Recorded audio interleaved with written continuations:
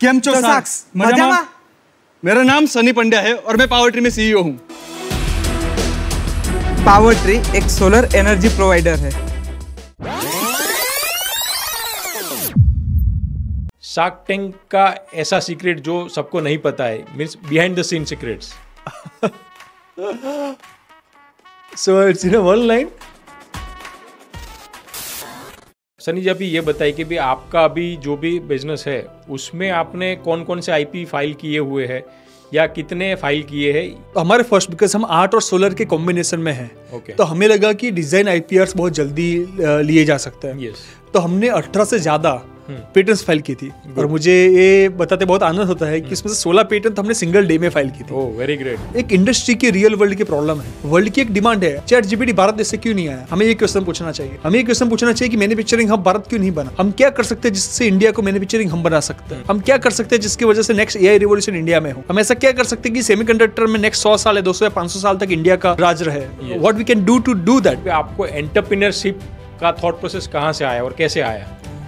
बहुत इंटरेस्टिंग और funny story है। तो सबसे बड़ा लर्निंग इन दैट जर्नी वो क्या रहा आपका, शार्क टैंक की जो प्रोसेस थी उसमें? तो जब मैं शार्क टैंक में, मुझे आज भी याद है, और मैंने और मयंक ने 1000 टाइम प्रैक्टिस किया था हमारा स्क्रिप्ट। तो रिसेंटली हमने, अगर आपने, एक हमारा वीडियो बहुत वायरल हुआ था, प्रधानमंत्री जी ने उसको अप्रिशिएट किया था। सोलर टाइल का कॉन्सेप्ट इन्वेंट किया। ये सोलर टाइल क्या है? ये सोलर टाइल ऐसा प्रोडक्ट है जिसके ऊपर आप चल सकते हो, वर्क कर सकते हो, टूटेगा नहीं। जस्ट एक लाइन में बताइए कि before Shark Tank and after Shark Tank how was the scenario change for the Imagine Power tree? हम तो अभी यही सोचते हैं कि आगे जाके 10 साल में मेहनत करेंगे तो हम खुद शार्क भी बन सकते हैं। तो during the whole process what was the most challenging thing आपको जो लगा? तो मेरे लिए सबसे इम्पोर्टेंट था वहां पे कि मेरे लिए जिंदगी भर का एक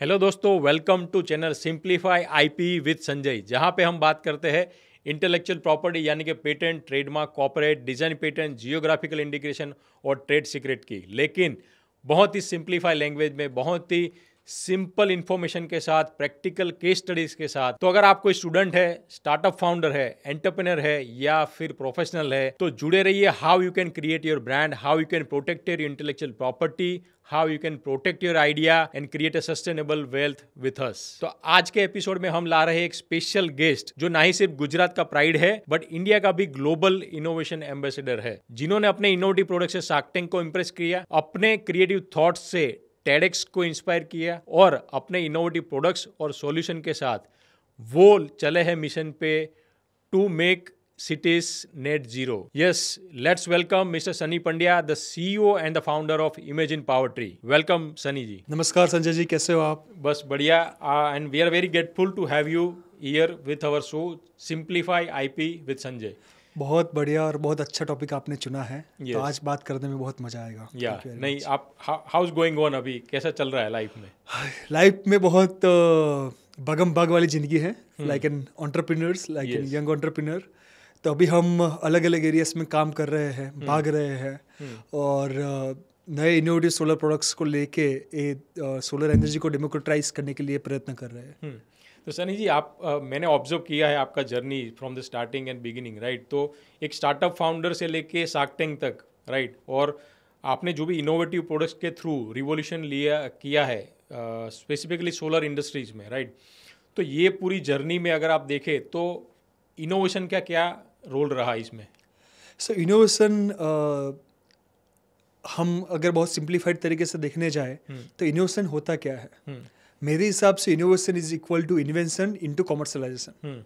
अगर इन्वेंशन जीरो है तो इनोवेशन इज जीरो, और कमर्शियलाइजेशन जीरो है तो भी इनोवेशन इज जीरो। सो मेरे लिए इनोवेशन की डेफिनेशन ये है, अगर कोई भी चीज़ हम लैब में बनाते हैं वो लैंड में जानी चाहिए। वही माइंडसेट के साथ ये मेरा दूसरा वेंचर है। मेरा पहला वेंचर पीडीपीयू का incubation centre to support young entrepreneurs था।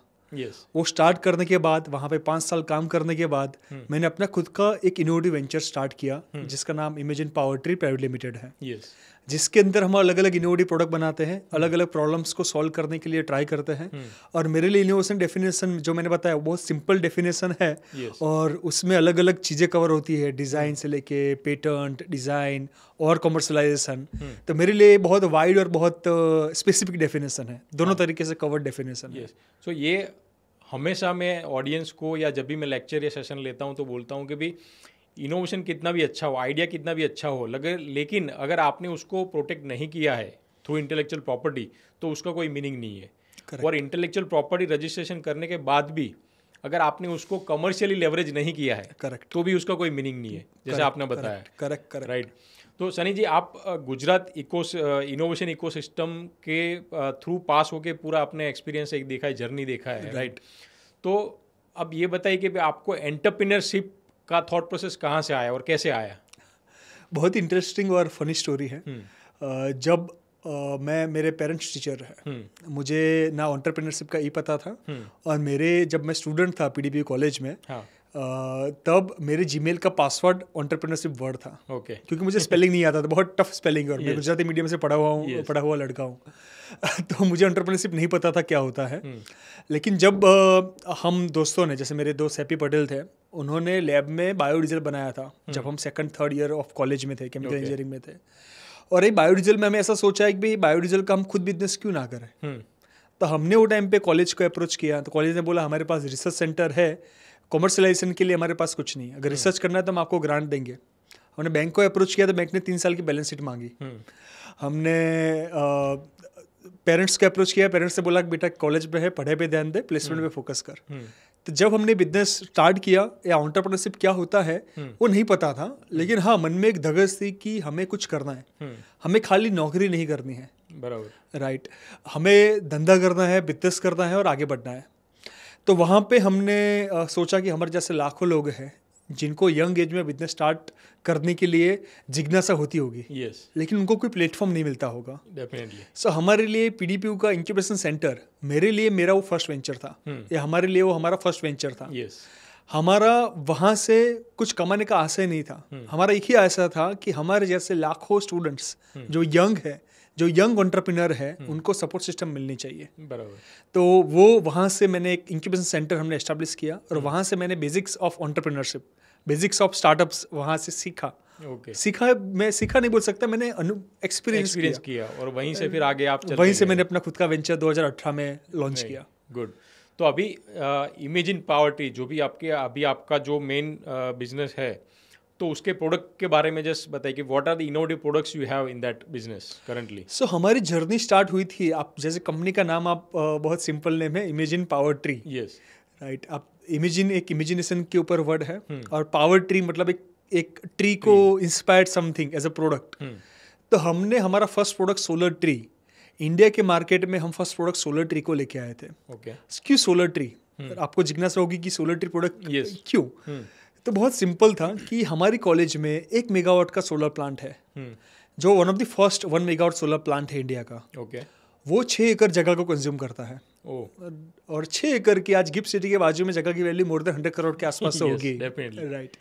100 करोड़ की जमीन के ऊपर 10 करोड़ का सोलर प्लांट, 10 से 12 करोड़ का सोलर प्लांट लगा हुआ है। तो हमें ऐसा आया कि भाई 12 करोड़ का प्लांट का वैल्यू, जमीन का वैल्यू 100 करोड़, सिटी में या अर्बन लोकेशंस में या इंडस्ट्रियल लोकेशन में जहाँ पे जमीन की बहुत कीमत होती है, वहाँ पे बड़े लेवल के ऐसे सोलर प्लांट तो नहीं लगाया जा सकता। राइट। तो इसको कैसे सॉल्व किया जाए? तो हमें सिंपल इंस्पिरेशन मिला ट्री से। जी हाँ, ट्री से, क्योंकि ट्री हम हर जगह पाते हैं। हम रोड के बीच में हमें ट्री देखने को मिलते हैं, हमें गार्डन्स और पब्लिक पार्क्स में ट्री देखने को मिलते हैं। अब ट्री हर जगह आपको ट्री देखने को मिलते हैं। और ट्री क्या है? ट्री एक नेचुरल प्रोडक्ट है, जमीन बहुत कम जगह कंज्यूम करती है और वर्टिकली एक्सपांड होता है। सिमिलरली हमने ऐसा सोचा कि हम ऐसा आर्टिफिशियल ट्री बनाए जो जमीन में बहुत कम जगह कंज्यूम करे और वर्टिकली एक्सपांड हो, और ऊपर से सोलर एनर्जी जनरेट करके हमें प्रोवाइड करे।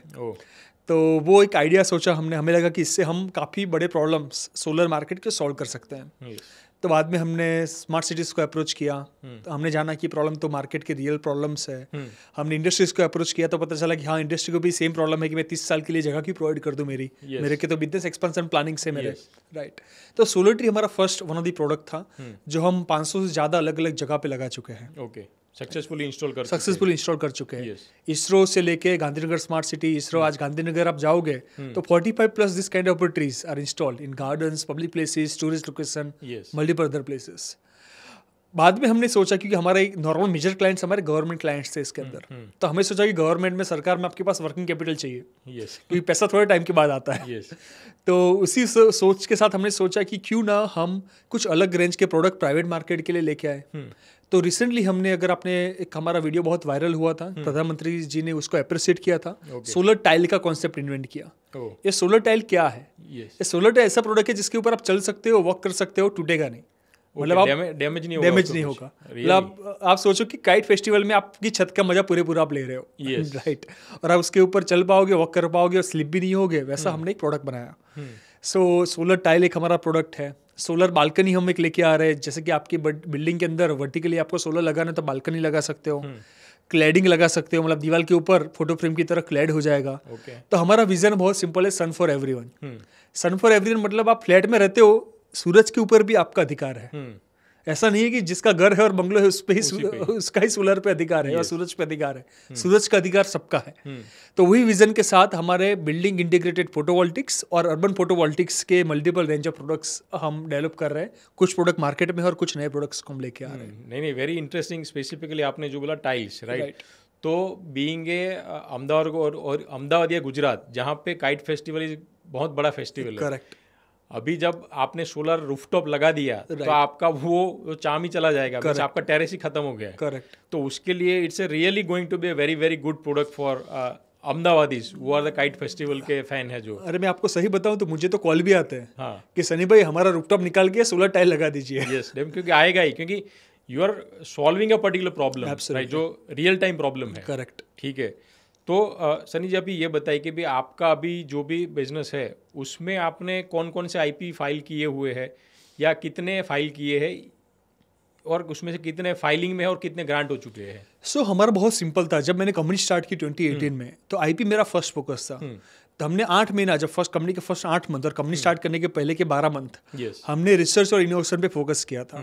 तो हमारे फर्स्ट, बिकॉज हम आर्ट और सोलर के कॉम्बिनेशन में हैं, तो हमें लगा कि डिजाइन आईपीआर्स बहुत जल्दी लिए जा सकते हैं। तो हमने 18 से ज़्यादा पेटेंट्स फाइल की थी। और मुझे ये बताते बहुत आनंद होता है कि इसमें से 16 पेटेंट हमने सिंगल डे में फाइल की थी। Oh, very great. पूरा डेटा हमने करके रखा था और 16 patents we filed on day, single day.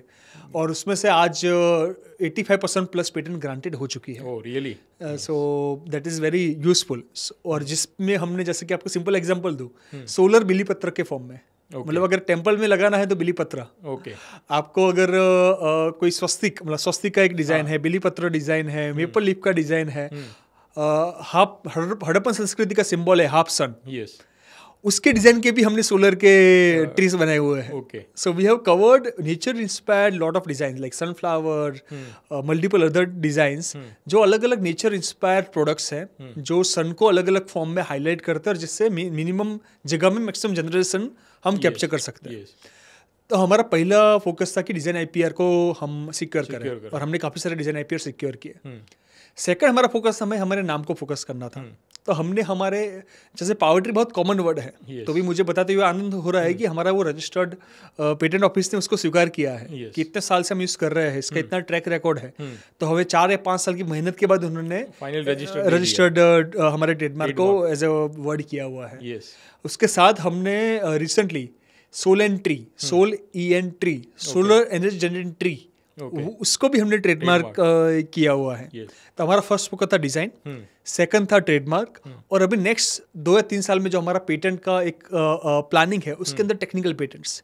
Technical में भी 2 एरिया में, एक मटेरियल साइंस के अंदर, क्योंकि हमारे जो बिल्डिंग इंटीग्रेटेड फोटोवोल्टिक प्रोडक्ट्स है, जहाँ पे हम प्लास्टिक वेस्ट, जहाँ पे पेपर वेस्ट, जहाँ पे अलग अलग इनोवेटिव कंपोजिट मटेरियल हम सोलर पैनल के साथ इंटीग्रेट करके सोलर पैनल की इफिशिएंसी इंक्रीज कर रहे हैं, जिसकी वजह से वो बिल्डिंग मटेरियल का पार्ट हो सके, उसको हम मटेरियल साइंस में, और काफ़ी अलग अलग चीज़ें हैं उसके अंदर, बिकॉज ऑफ, क्योंकि अभी ये पेटेंट आपको पता है, आप खुद लॉयर हो, उसके लिए मैं काफ़ी डिस्क्लोज नहीं करना चाहूँगा, लेकिन काफ़ी सारी इनोवेटिव चीज़ें हम लोग इसके अंदर टेक्निकल पेटेंट के अंदर फाइल कर रहे हैं। नो, आई रियली अप्रिशिएट कि भी आपने इंटेलेक्चुअल प्रॉपर्टी को एक प्रॉपर वे में सही समय पे फाइल करके आपका जो भी बिजनेस है उसको सिक्योर किया, राइट? तो चलो आपने सिक्योर तो कर दिया, तो बट लेकिन जब आप पहली बार सोच रहे थे कि भाई आपको ये डिज़ाइन पेटेंट करना है या ट्रेडमार्क करना है, तो उसके पीछे आपका मेन ऑब्जेक्टिव या पर्पस क्या था उस समय पे? सो मेरे लिए बहुत काइंड ऑफ अ सिंपल था और टफ डिसीजन था, बिकॉज अगर आप जब बिजनेस स्टार्ट करते हो तो आपको ऐसा होता है जल्दी से आप मार्केट में जाते हो, कस्टमर के पीछे भागते हो, आपको प्रॉफिट कमाने होते हैं क्योंकि काफ़ी सारा रिस्क लगा हुआ होता है। तो पेटेंट के पीछे वो टाइम पे पैसे खर्च करने बहुत चैलेंजिंग डिसीजन था। लेकिन वो टाइम पे क्योंकि मैंने एक इंक्यूबेशन सेंटर में काम किया हुआ था तो मुझे उसका इम्पोर्टेंस पता था। Importance in sense of multiple things, not only on just securing की कोई कॉपी ना करे, वो तो एक बात है ही। लेकिन जब आप आइडिया नया होते हो, जब आपको भी ट्रस्ट नहीं होता है कि वर्क करेगा कि नहीं करेगा, ठीक है, वो टाइम पे आईपीआर के पीछे स्पेंड करना एक बहुत चैलेंजिंग टास्क होता है। तो मुझे थॉट प्रोसेस ये थी कि इसको अगर मैं सिक्योर करूंगा तो काफी सारे गवर्नमेंट वर्क्स के अंदर, प्राइवेट वर्क्स के अंदर, बिकॉज वो पेटेंटेड प्रोडक्ट होता है, तो उसमें कंपटीशन नहीं होती। अगर आपका ग्रांटेड पेटेंट है तो उसको आपको एक बेनिफिट मिलता है। तो बिजनेस पर्सपेक्टिव ये था, अगर मैं इसका पेटेंट मुझे ग्रांट होता है तो काफी सारे ऑर्डर में नॉमिनेशन बेस पे गवर्नमेंट से ले सकता हूँ। That was point 1, business point. Second point था कि अगर आगे जाके कोई कॉपी करता है, जो काफी सारी कंपनी, नाम नहीं दूंगा, लेकिन काफी सारी कंपनियों ने हमारे आने के बाद प्रयत्न किए हुए हैं, वो आज भी हमारे रडार में है। क्योंकि अगर आपका पेटेंट ऑलरेडी ग्रांट हो चुका होता है, आपने अप्लाई किया हुआ होता है और आपके उसके ऊपर राइट्स होते हैं, अगर कोई भी बड़ी कंपनी भी इसको कॉपी करते हैं तो आप उस पे आग लीगल जा सकते हो और उससे अच्छी खासी अमाउंट भी रिकवर कर सकते हो। जो आपका लॉस होता है उसको आपको रिकवर कर सकते हो। तो आज भी हमारे ध्यान में, सब रडार में रहता है कि कोई बड़ी कंपनी या कोई भी इसको कॉपी करने के लिए ट्राई कर रहे तो हम करने देते हैं। एज ए स्ट्रेटेजी के लिए हम करने देते हैं, हम राइट टाइम की राह देखते हैं। तो आज भी मैं अपनी कॉम्पिटिशन को बोलना चाहूंगा कि आप हमारे रडार में हो। नहीं, डेफिनेटली आईपी जो है, ओनली रजिस्ट्रेशन इंपॉर्टेंट नहीं है, रजिस्ट्रेशन के बाद आप उसको कैसे लेवरेज कर रहे हो, राइट। और सबसे जरूरी चीज़ है कि आपका जो ऑब्जेक्टिव या पर्पस है उसके अलाइनमेंट में आपका आईपी स्ट्रेटेजी है, राइट, और उसको आप यूज कर रहे हो, वहां से आप मैक्सिमम बेनिफिट ले सकते हो। यस। तो अभी आपने जो भी आईपी फाइल किया और रजिस्टर किया, तो हाउ वाज द फीलिंग जब आपने आपका पहला आईपी फाइल किया, या फिर आई कैन से कि भाई जब वो पहला आईपी ग्रांट होके आपका रजिस्ट्रेशन सर्टिफिकेट आपके हाथ में आया, तो उस टाइम का फीलिंग क्या था आपका? मेरी फीलिंग तो काफ़ी अच्छी थी, लेकिन मेरी फीलिंग्स के अलावा मैं एक जो मेरे बहुत करीब है, मेरे पर्सनल लेवल बहुत करीब मेरे दोस्त हनी बगचंदानी करके हैं, जिन्होंने टॉर्चिट का एक आविष्कार किया था। जब हम पीडीपी इंक्यूबेशन सेंटर में थे तो हमने उनको सपोर्ट किया था। वो it was one of the first startup. तो उनका जब पेटेंट ड्राफ्ट हुआ था तो मैं उनकी प्रोसेस में था। तो हम वो टाइम पे भी आर्टिफिशियल इंटेलिजेंस ब्लाइंड लोगों के लिए उसको डिस्कस कर रहे थे। जब उसका पेटेंट ग्रांट हुआ, टेक्निकल पेटेंट ग्रांट हुआ, और वो आज उनको प्रेसिडेंट ऑफ इंडिया ने एक इंडिया के बेस्ट ब्लाइंड पीपल के एरिया में काम करने के स्टार्टअप में उनको जब अवार्ड दिया, तो वो टाइम पे जो सेटिस्फेक्शन था वो बहुत बहुत अच्छा सेटिस्फेक्शन था कि आपको पता चला कि एक टेक्नोलॉजी जो आपने लैब में बनाई हुई है, जिसने आपको सिक्योर किया हुआ है, वो आज लाखों लोगों की और स्पेसिफिकली दिव्यांग लोगों की जिंदगी को बदलने का काम कर रही है। तो जब भी मैं ऐसे स्टार्टअप्स, और खुद को भी जब मेरा भी हुआ, हमारे आज जितने प्रोडक्ट लगे हुए हैं, तो you feel very good about doing it कि आपकी इंटेलेक्चुअल प्रॉपर्टी है जिसकी वजह से आप इतने गार्डन्स, इतने लोकेशंस, इतने प्लेसेस को आप सोलराइज कर रहे हो। तो you feel proud and good about it. Yes, definitely. तो अभी आज की समय में देखें तो बहुत सारे स्टार्टअप जो है, राइट, वो इंटेलेक्चुअल प्रॉपर्टी को इग्नोर करते हैं, राइट। करेक्ट। अभी वो क्यों इग्नोर करते हैं? There are so many reasons, right. Correct. और उनके लिए आप क्या मैसेज देना चाहोगे कि why it is very critical to consider IP when you are starting any new business, और specifically when it is based on innovation? So मैं यंग एंटरप्रेन्योर्स को या यंग इनोवेटर्स को यही कहना चाहूँगा, अगर आप अपना रिसर्च या आपकी टेक्नोलॉजी या आपका इनोवेशन आप तक मर्यादित रखोगे, वो डर से कि कोई कॉपी कर लेगा, राइट, तो इसको आप कभी एक अच्छे लेवल तक नहीं ले जा सकोगे। अगर आपको सिक्योर होना है एक लेवल के ऊपर कि अगर मैंने अपना पेटेंट फाइल कर दिया तो एक प्राइमरी सिक्योरिटी आपके पास है, जो लीगल सिक्योरिटी है भारत देश के या वर्ल्ड के एक्ट के हिसाब से, जो आपको एक इम्यूनिटी प्रोवाइड करेगी। राइट। तो मेरे हिसाब से इसको एक आपका ऐसा समझो कि आपका फर्स्ट स्टेप है अपने आप को सिक्योर करने के लिए। It's the first defence. अपना सुदर्शन चक्र हम बोल सकते हैं, हमारा सुदर्शन चक्र है to support against the competition और सपोर्ट अगेंस्ट द पीपल वो don't want to have your IPR to be secured, right. तो मेरे हिसाब से इसको पेटेंट को सिक्योर करना चाहिए।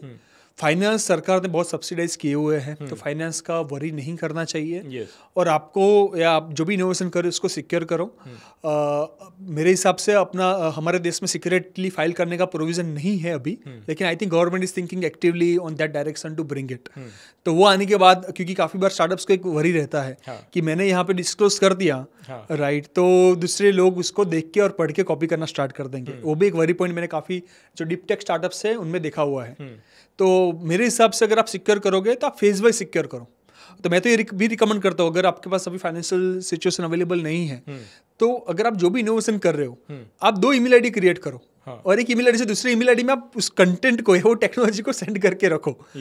वो प्राइमरी जब भी आगे जाके आप फाइल करोगे पेटेंट, तब भी आपको काम आएगा ऐसे प्रायर आर्ट तरीके से कि ये हमने पहले किया हुआ है, इन्वेंशन हमने किया हुआ है, तो आपको काफ़ी जगह पे प्रोटेक्ट करेगा। यस, प्राइमरी मेरे हिसाब से फाइल करना चाहिए। तो यहाँ पे जस्ट मैं उसको समराइज करना चाहूँगा कि बहुत सारे स्टार्टअप का कंसर्न रहता है पहला कॉस्ट। Correct, right. तो cost is not a concern at all. जैसे आपने बोला कि गवर्नमेंट की साइड से बहुत सारे प्रोविजंस अवेलेबल है। Correct. Rate the government fees है उसमें बहुत सब्सिडाइज्ड रेट अवेलेबल है। और बहुत सारे, जैसे गुजरात की बात करें तो student startup innovation policy, SSIP, startup IP facilitation, there are so many options are available जहाँ से आप फंड ले सकते हो या फिर वो कॉस्ट को रियम्बर्स कर सकते हो। Correct, right. और दूसरी चीज़ है कि भी वो लोग इसकी वजह से नहीं करते कि भी कोई मेरा कॉपी कर लेगा। अगर आपके पास IP नहीं है और कॉपी करेगा तो आप कुछ नहीं कर पाओगे। Absolutely. IP है तो आप उसको लीगली स्टॉप कर पाओगे। Correct, right. तो वो चीज़ उनको एक just they need to understand कि ये चीज़ क्यों ज़रूरी है। ओके, आपने IP फाइल किया, आपने उसको फाइल करने के बाद आपने आपका IP पोर्टफोलियो जो भी है या फिर ग्रांटेड पेटेंट जो भी है उसमें से क्या क्या बेनिफिट लिया है, या फिर ऐसा कोई मोमेंट था कि जहाँ पे IP की वजह से आपको कुछ एडेड एडवांटेज मिला, either it's in term of finance, in term of getting orders, in term of convincing the customers और इन्वेस्टर्स, ऐसा कोई आप शेयर करना चाहेंगे? काफ़ी जगह पे हमें बेनिफिट मिला हुआ है। जैसे कि हमारा फर्स्ट वर्क ऑर्डर भी था, क्योंकि हमारी ग्रांटेड पेटेंट थी, तो ONGC का हमारा फर्स्ट ऑर्डर उसकी वजह से मिला हुआ था। ओके। उसके बाद तो अलग अलग स्टेजेस में IP ने बहुत इंपॉर्टेंट रोल प्ले किया है। फॉर एग्जाम्पल, आज जितने भी सनफ्लावर डिजाइन आपको दिखते हैं, तो सनफ्लावर अलग अलग design option with solar panel are secured by us, granted by the patent office government of India. तो हमने उसमें से जैसे कि 18 डिजाइन में से खाली एक या 2 को ही हमने कॉमर्शलाइज किया है। आज भी मेरे 16 क्रिएटिव डिजाइंस आर्ट की आज भी मेरे पास राइट्स अवेलेबल और पेटेंट ग्रांटेड अवेलेबल है।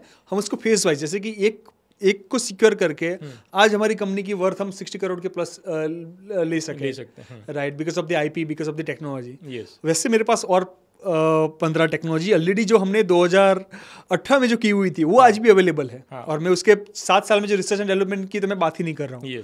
तो आज भी हमने जो टेक्नोलॉजी कमर्शलाइजेशन, उसके जो आउटकम्स, जो आउटपुट हमने जो लाए हुए हैं वो काफ़ी हेल्प करता है। सेकंड, जब हम ग्लोबली अलग अलग मार्केट्स एक्सप्लोर करते हैं, जैसे हम सऊदी अरेबिया का मार्केट एक्सप्लोर कर रहे हैं, हम यूरोपियन मार्केट को एक्सप्लोर कर रहे हैं, मल्टीपल मार्केट्स को हम एक्सप्लोर कर रहे हैं, तो वहाँ पे अगर आपके ग्रांटेड IP है तो काफ़ी इंपॉर्टेंस आपको दिया जाता है।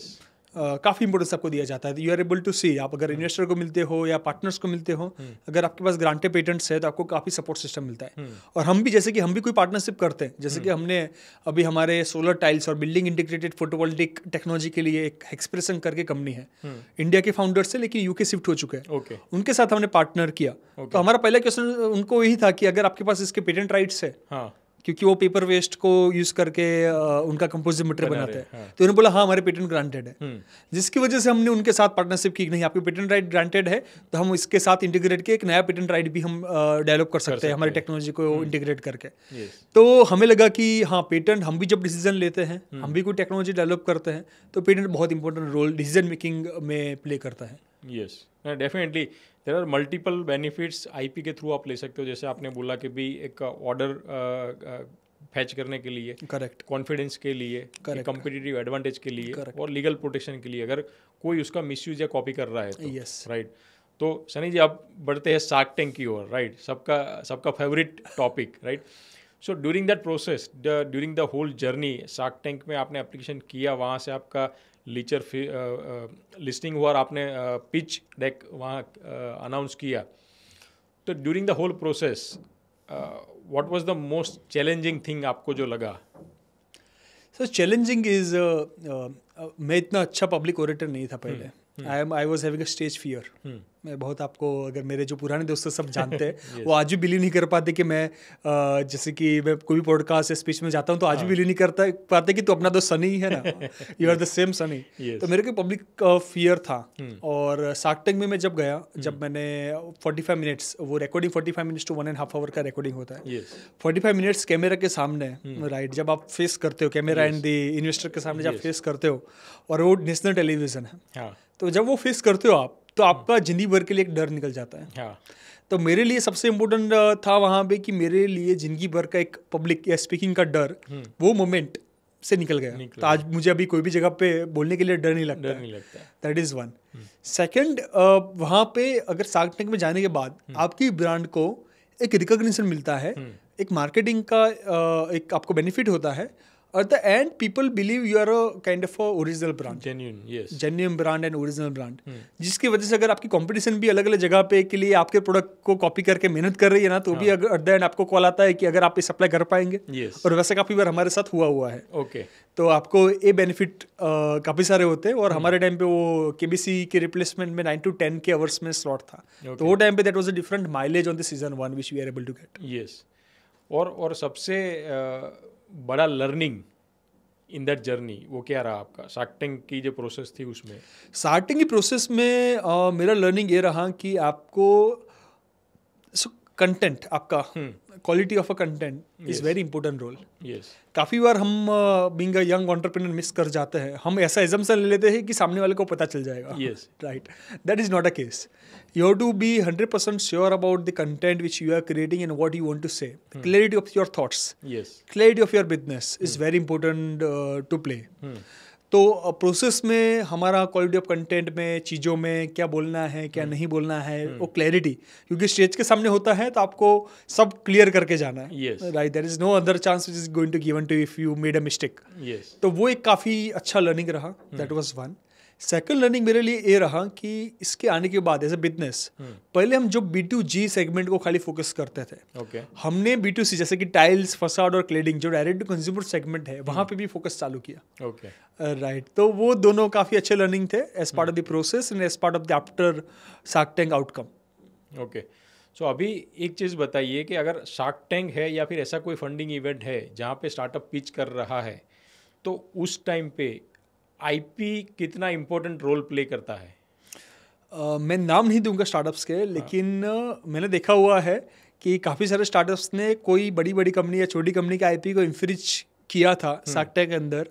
जो कंपनी को शार्क टैंक की वजह से पता चला कि ये इन्होंने मेरा आईपी इंफ्रिज किया हुआ है, तो उनके ऊपर लीगल लिटिगेशन आए हुए हैं। आपको भी पता होगा काफ़ी सारे वैसे केस हुए हैं। तो मेरे हिसाब से अगर आपकी पेटेंट सिक्योर है, राइट, अगर आपके पास ग्रांटेड पेटेंट है या रजिस्टर्ड ट्रेडमार्क है, तो आपके लिए बहुत इम्पोर्टेंट रोल हो जाता है उसको काइंड ऑफ एक अलग तरीके से, अलग पर्सपेक्टिव से हाईलाइट करने के लिए, और आप मोर कॉन्फिडेंस होते हो।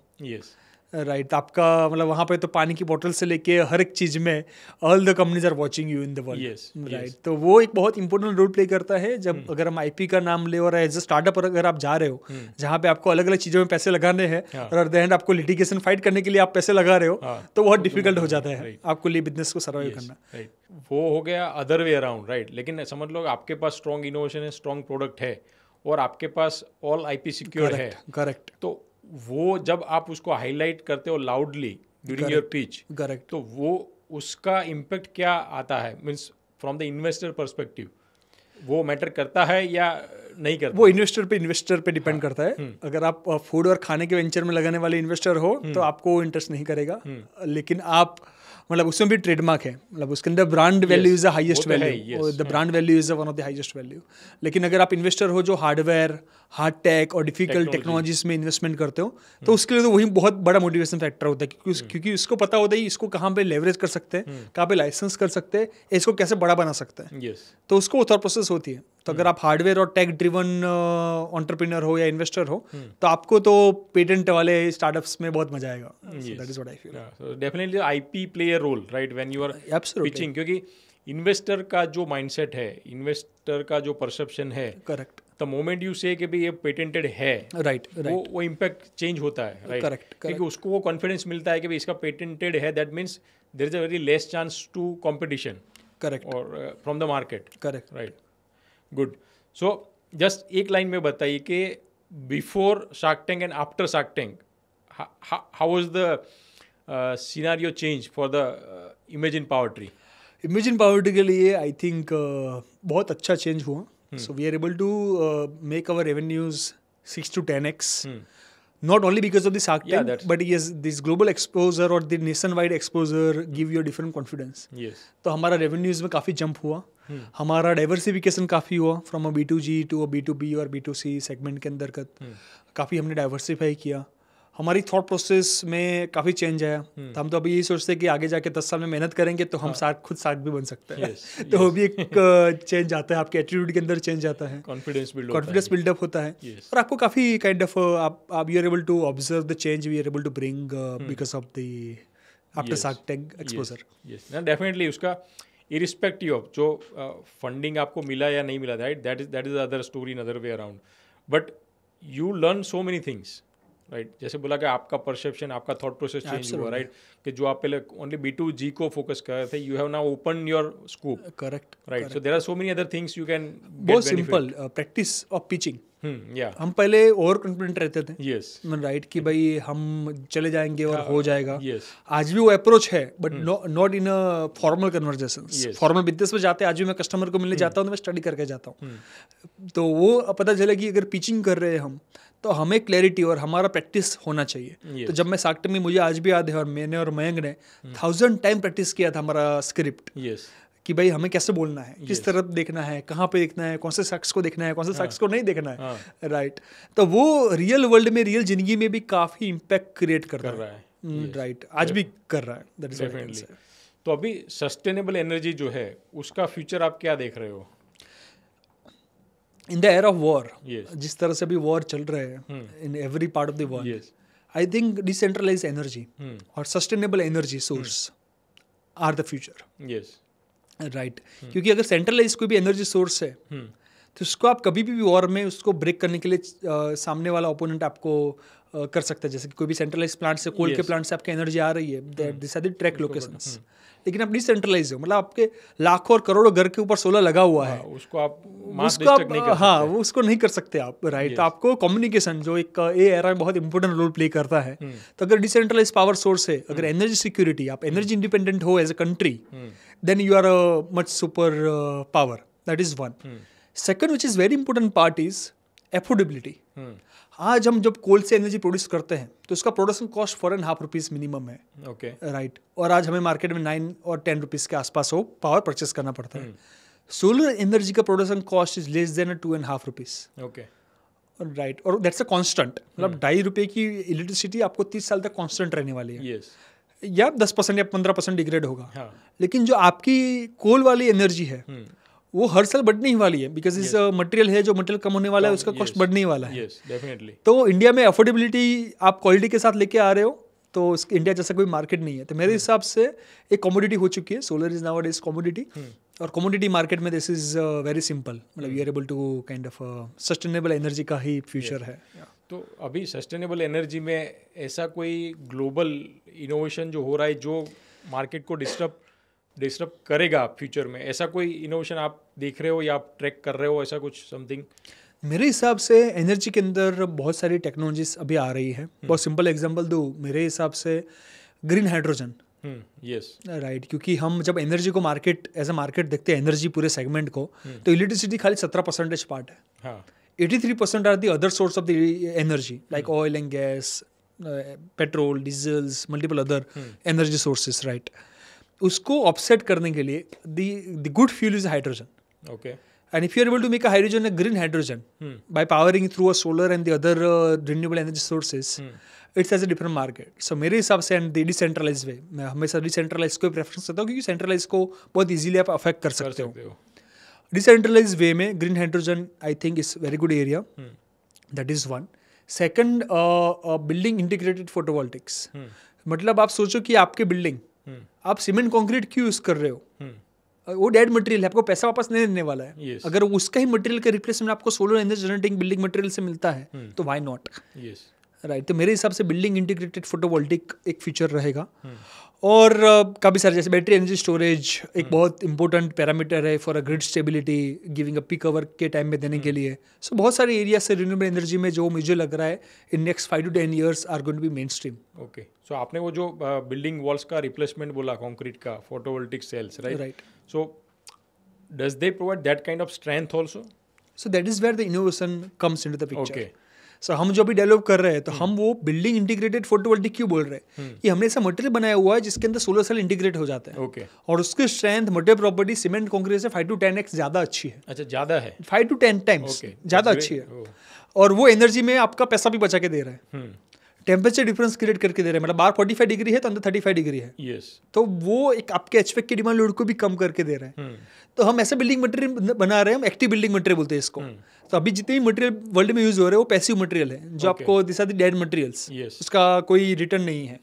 This are the active building materials, like glass के रिप्लेसमेंट में solar facades, solar glass, yes, आपके ब्रिक के मटेरियल में सोलर ब्रिक, राइट? आपके सोलर क्लैडिंग, मतलब रेगुलर एल्यूमिनियम क्लैडिंग के बदले solar cladding. So there are active building material which are available, जहाँ पे हम लोग भी काम कर रहे हैं। काफी global companies in Germany other areas are working to bring this kind of a technology in a mainstream market. Okay, so नहीं, so it's a win win situation. Means आप एक नया इनोवेटिव प्रोडक्ट्स ला रहे हो लेकिन उसके साथ multiple benefits भी अच्छे, Correct. Right? So it is definitely going to be changing the world going forward. Absolutely. Yes, thank you. So अभी सनी जी रिसेंटली मैंने देखा कि you have participated as a fellowship into the Royal Engineering Royal Academy of Engineering, academic of engineering in UK, Yes. Right? I think the programme of advance 2025. Yes, yes. तो आप quickly उसके बारे में जरा बताएंगे what that process and how one can अगर उसको explore करना चाहे तो। Absolutely. Royal academy of engineering UK government का एक इंजीनियरिंग डिपार्टमेंट है जो ग्लोबली जो अच्छा इनोवेशन और एंटरप्रेन्योरशिप में काम करते हैं लीडर्स, उनको लोग सिलेक्ट करते हैं। तो वर्ल्ड में से उन्होंने अराउंड 20 लीडर्स को सिलेक्ट किया था। उसमें से I think 3 people were from India.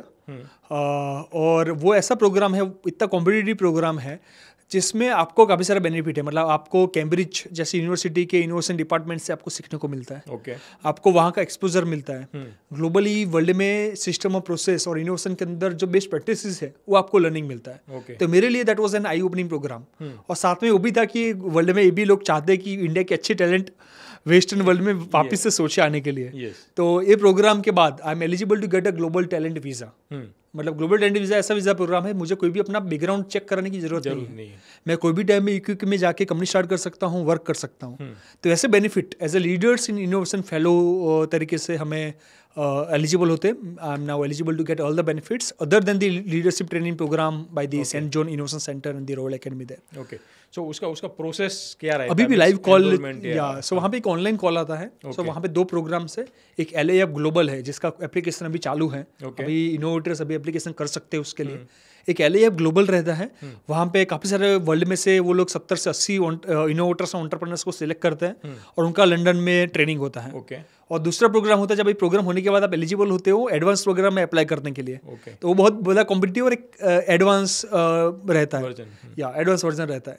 तो वो programme is very interesting programme. Okay, so no problem, हम ट्राई करेंगे कि अगर उसका लिंक हमें मिले तो will definitely keep it into the description so that others innovators या जो एंटरप्रेन्योर्स है वो इसमें से बेनिफिट ले सके। या thank you very much Sunny ji for that. तो अभी आगे बढ़ते हैं। अभी देखते हैं आज जो भी स्टूडेंट्स है, राइट, कि जो अभी गोइंग फॉरवर्ड 1 या 2 साल में मार्केट में एक्सपोज होंगे, राइट? बहुत सारे लोग स्टार्टअप्स करने का सोच रहे, एंटरप्रेन्योरशिप करने का सोच रहे, बहुत सारे स्टूडेंट्स का फैमिली बिजनेस है ऑलरेडी, तो उसको एक लेवल पे आगे ले जाना चाहते हैं, राइट? तो उनको आप क्या एक सजेशन या एडवाइस दोगे from with respect to innovation and IP के पर्सपेक्टिव से?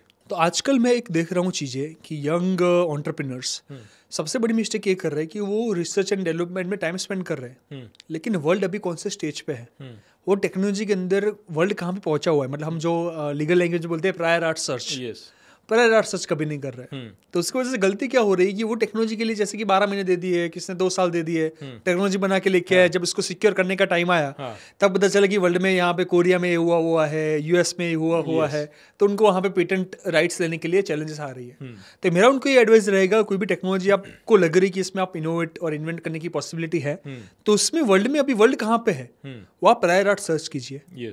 उसके बाद एक डिफरेंशिएशन क्रिएट करके कीजिए कि इसमें लिमिटेशन क्या है और आपकी टेक्नोलॉजी, आपका इनोवेशन वो लिमिटेशन को कैसे एड्रेस कर पा रहा है। जो आज हम टेक्नोलॉजी बनाने के बाद हम लोअर को अप्रोच करते हैं, वो मेथड को चेंज करने की जरूरत है। तो आप पहले से अप्रोच करो कि मैंने बनाया हुआ है, तो मुझे आप लोअर को बोलो कि मुझे प्रायर आर्ट सर्च करके दो ये टेक्नोलॉजी का, और उसके बाद सोचो कि इसके अंदर आप क्या टेक्नोलॉजी में और ऐड कर सकते हो जिसकी वजह से ये टेक्नोलॉजी पूरी नोवल टेक्नोलॉजी और फ्यूचरिस्टिक टेक्नोलॉजी बन सके।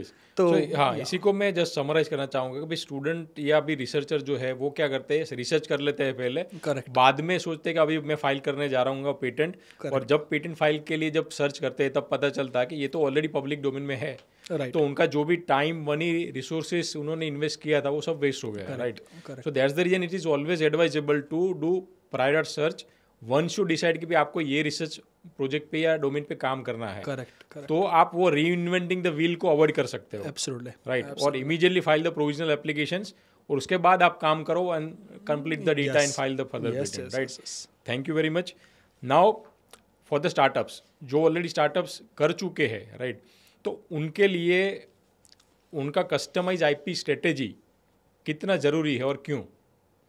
सो मेरे हिसाब से एक हर एक चीज़ का आपका ग्रोथ प्लान होना चाहिए। कि मतलब जैसे मैं इमेजिन पावर ट्री में आज बैठा हूँ, तो what is going to be my intellectual property और intellectual right going forward in next 5 years, right.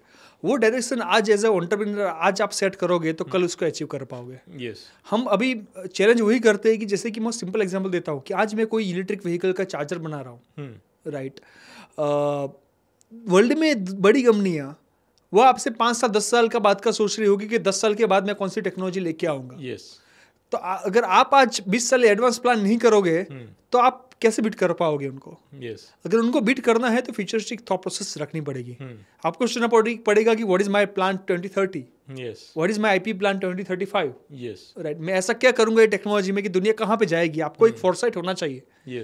आज जो विजनरी ड्रिवन एंटरप्रेन्योर में आपको फोरसाइट होना चाहिए कि दुनिया कहाँ मूव हो रही है, कहाँ पे बढ़ रही है, आज मैं क्या कर सकता हूँ जिसकी वजह से मेरा कंपनी का रोड मैप क्या होगा आईपीआर के लिए, क्या डायरेक्शन में रहेगा। अगर I think entrepreneur start defining a road map of their intellectual property और a product development road map both parallelly together, then that is going to help them to stay ahead of the competition.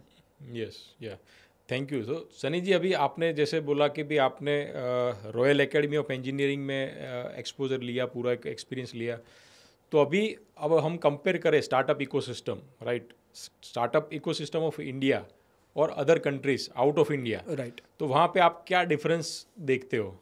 I think in a very lighter note, differences between the volume and the quality. Okay, right. हमारे यहाँ पे volume पे focus ज़्यादा होता है, quality पे नहीं होता है। In majority of the parts, I'm not talking about everyone. It's not general, but it's a general. The quality of the program which I am part of, the content and the quality was like the next level, which I never experienced in my life after 10 years of experience as an entrepreneur or as an incubator kind of a leader previously. The experience which I felt, जो अनुभव मेरे को मिला quality training programme के बाद, मुझे लगता है वो क्वालिटी मिसिंग है। ओके, काफ़ी सारे इंडिया के इंक्यूबेशन सेंटर्स में, एक्सेलरेटर प्रोग्राम्स में, काफ़ी सारे ट्रेनिंग प्रोग्राम्स में लोगों को वॉल्यूम पे फोकस करना है। मैं 10,000 को सपोर्ट करूँ, मैं 5,000 स्टार्टअप को सपोर्ट किया, but it's not always about volume. Right. तो उसमें से कितना फ्रूटफुल आउटकम होता है commercially, what is the quality, what is the quality, what is the quality, that is a question which all the ecosystem enabler has to ask to themselves. और वहाँ पे IPR के लोअर भी एक important part है as a stakeholder. It is not only about the founders. हमारे IPR की quality क्या आ रही है कंट्री में, उसकी क्वालिटी हम कैसे इम्प्रोवाइज कर सकते हैं। So all the stakeholders, incubator, accelerators, IPR, I think quality of the content को इंक्रीज करने की ज़रूरत है। मैं ऐसे नहीं बोल रहा, हमारे देश में हम जिस लेवल पे इनोवेट करते हैं, जिस लेवल पे हम एग्जीक्यूट करते हैं चीज़ों को, वो वर्ल्ड में दूसरे पार्ट ऑफ द वर्ल्ड में नहीं होता है। राइट। ओनली थिंग हम वो सिस्टमेटिक तरीके से नहीं करते हैं। जिसकी वजह से हम एक बार तो कर लेते हैं, दूसरी बार करने में हमें पता नहीं होता कि हमने पहली बार क्या किया है।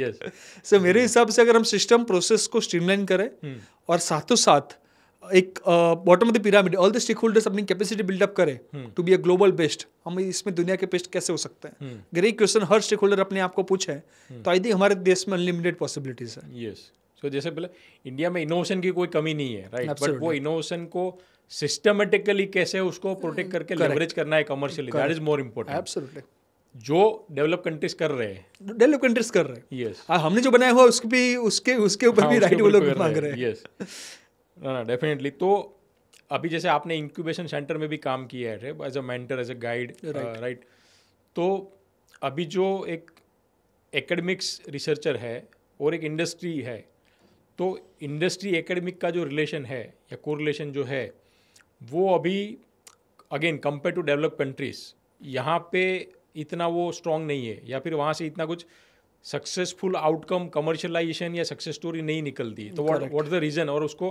कैसे इम्प्रूव कर सकते हैं? तो वहीं पे मुझे वही एग्जाम्पल लग रहा है कि it is like travelling in a current era from Mumbai to Delhi by bus, right, that is what the distance between the expectation of the industry and the academician are as of date, और वो भी खाली IITs में नहीं, हर जगह पे है, that's a reality, right. एक डायरेक्शन आज के जनरेशन में या आज के ज़माने में एक 10 साल का बच्चा होता है ना, उसमें वर्ल्ड में क्या चल रहा है उसको मोबाइल से पता चल जाता है, राइट, उसको पता होता है कि पापा इस तरह से आप रील ओपन करो, राइट। तो मेरे हिसाब से आज हमारे एकेडमिशियंस को जो टेक्नोक्रेट्स है, साइंटिस्ट है, they are one of the best, right. उसको लेकिन एक बेसिक थियोरिटिकल नॉलेज से ऊपर आके एक इंडस्ट्री के रियल वर्ल्ड की प्रॉब्लम है, वर्ल्ड की एक डिमांड है, चैट जीपीटी भारत देश से क्यों नहीं आया, हमें ये क्वेश्चन पूछना चाहिए। हमें ये क्वेश्चन पूछना चाहिए कि मैन्युफैक्चरिंग हब भारत क्यों नहीं बना, हम क्या कर सकते हैं जिससे इंडिया को मैन्युफैक्चरिंग हम बना सकते हैं, हम क्या कर सकते हैं जिसकी वजह से नेक्स्ट एआई रिवॉल्यूशन इंडिया में हो, हम ऐसा क्या कर सकते हैं कि सेमीकंडक्टर में नेक्स्ट 100 साल या 200 या 500 साल तक इंडिया का राज रहे, what we can do to do that, right. वो क्वेश्चंस आज हमारी एजुकेशन में जितने भी लोग या मेरे मित्र प्रोफेसर्स और फ्रेंड्स हैं उनको सोचना चाहिए। अगर वो आउटडेटेड रहेंगे, आउटडेटेड, अगर पानी की बॉटल भी है वो भी एक्सपायर हो चुकी है ना, तो उसकी वैल्यू नहीं रहती है, राइट। तो let's have a rapid fire round kind of thing questions, right. So first is Shark tank का ऐसा सीक्रेट जो सबको नहीं पता है, means behind the scene secrets. So it's in a one line. It's not scripted, but everyone feels it's scripted. Yes. And no one knows the truth. Yes, definitely. So एक patent जो आप wish करो कि आपने किया होता, means ऐसा कोई इन्वेंशन जो ऑलरेडी समझ लो कि दूसरे किसी ने किया, वो आपका ऐसा विश है जो आपने किया होता? I think मेरे हिसाब से oh my god, this is tough.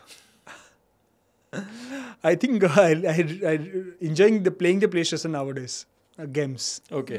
Right. It's outside the box, but I think if I have made that, it's a very interesting remote they have designed to play the games. Yeah. So आपका कोई एक favourite Indian जुगाड़ जो आपको inspire करता है? Indian जुगाड़, India has a जुगाड़ everywhere, right? We have a जुगाड़ of everything. Particularly जो मुझे इंस्पायर करता है, it is like जो हमारा रिक्शा बोलते हैं हम, auto rickshaw, 3 tyres in a different way, I don't see in the any part of the world, right. So I think that's a Indian, not a jugaad, it's a Indian innovation which is different. Yes. So अगर solar में आप नहीं होते और दूसरा कोई sector होता, तो what is the innovation you try to bring? अगर मैं सोलर में नहीं होता तो मैं होता किस सेक्टर के अंदर? Oh my God, I have not asked any day. So मैं सोलर में नहीं होता तो I might be on the space sector because I love traveling to the space, or I might be the pilot. Okay. So that's तो अभी space sector में ऐसा क्या चीज़ आप इनोवेट करते हैं जो something different? It's a person driven. I just wanted to travel the world, not only the Earth. I wanted to travel the globe. It's like a dream kind of a thing, not related to a real world scenario. Okay. Last में अभी now only one question that particularly for the startups, right? Why intellectual property is most critical parts when they are doing into the business? Why it is more important, and what benefits they can leverage from the intellectual property? So मैं तो बोलूँगा if you will not protect it, someone else will protect it. Yes. Right. So better that you protect your intellectual property, else someone else will protect it and make more money, more impact than you. And even stop you. Even stop you. Right. And you are just going to be on a dream on doing the things. Okay so Sunny ji, आपकी पूरी journey जो रही entrepreneurship में, उसमें आपका family का क्या support रहा और फैमिली का क्या रोल रहा during the whole journey? So I think my grandparents, I'm thankful to them. They always helped me to create whatever I am, right, as a person, as an entrepreneur, and help me to be stayed grounded. That is one. Second, to my parents, being a teacher, allowing being a son of Brahmin and allowing Yes. them to do business is a tough task. Yeah. So I'm thankful to them. And last but not the least, my wife, Dhwani, because she played a kind of a role. Because in entrepreneurship world, the only thing which you don't have is a time. Yeah. So I'm thankful to her for allowing me to explore the world, explore my dream, and Yes. try whatever I want to try in a life, and not always being a complaining about availability of a time. So Yes. I'm thankful to her Yes. as well. No, definitely so cool of you. तो सनी भाई, very much thankful for you. तो आपने जो भी आपका learning share किया, आपका entrepreneurship journey share किया, वो एक रोड मैप है जितने भी स्टूडेंट्स है, एंटरप्रेन्योर्स है, प्रोफेशनल है, उनके लिए। तो दोस्तों, आपने देखा कि भी इनोवेशन के बेस पे ही खाली सक्सेस नहीं मिलता है। आईपी, विजन एंड एग्जीक्यूशन, जो कॉम्बिनेशन जो है वो आपको एक सक्सेस की ओर ले जाता है। और सनी जी की जर्नी से हमने जाना कि आईपी, विजन और एग्जीक्यूशन जो है वो आपको सक्सेस फाइनली दिलाता है। तो we are very much thankful for sharing your journey and giving time to us for our entrepreneurs and for our startup founders. Thank you very much. तो दोस्तों, लाइक, शेयर और subscribe Simplify IP with Sanjay. अगर आपको ऐसी ही powerful stories जो innovation के around related है वो जानना चाहते हैं और अपडेटेड रहना चाहते हैं, once again thank you from Simplify IP with Sanjay.